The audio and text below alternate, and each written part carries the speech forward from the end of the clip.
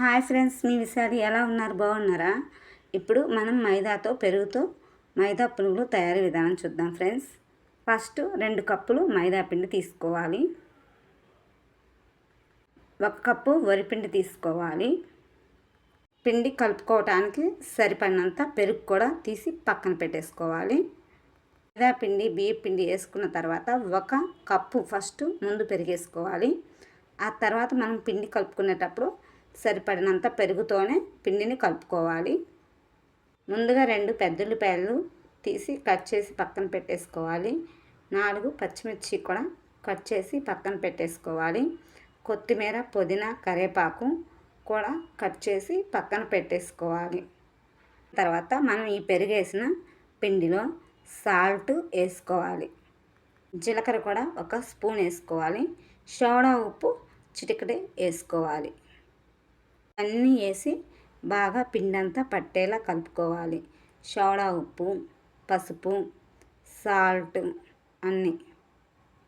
తర్వాత మనం ముందుగా కట్ చేసి పెట్టుకున్న పెద్ద ఉల్లిపాయ కూడా వేసుకోవాలి.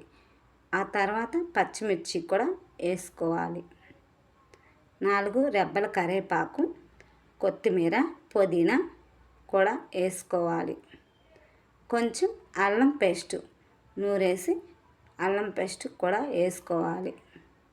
పునుగులు చాలా టేస్ట్గా ఉంటాయి. ఒకసారి మీరు కూడా ట్రై చేయండి. పిండంతా పెరుగుతోనే కలుపుకోవాలి. అలా కలుపుకుంటా కొంచెం పెరుగు ఏదన్నా సరిపడపోతే వేసుకోవాలి.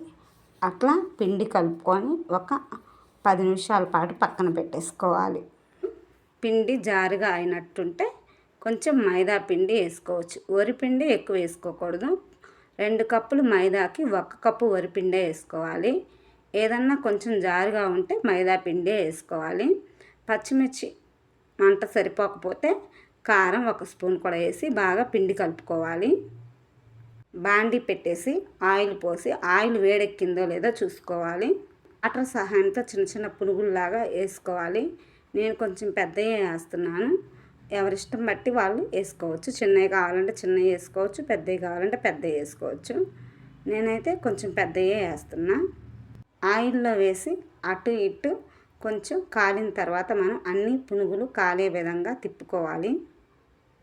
పునుగులు బాగా అటు ఇటు కలర్ వచ్చే వరకు వేపుకోవాలి. బాగా మంచి కలర్ వచ్చినాక పునుగులు తీసుకొని పక్కన పెట్టేసుకోవాలి. తతిమ పిండిని కూడా అలాగే పునుగుల్లా వేసుకొని తీసుకొని పక్కన పెట్టేసుకోవాలి. వేడివేడి పునుగులు రెడీ అయిపోయాయి.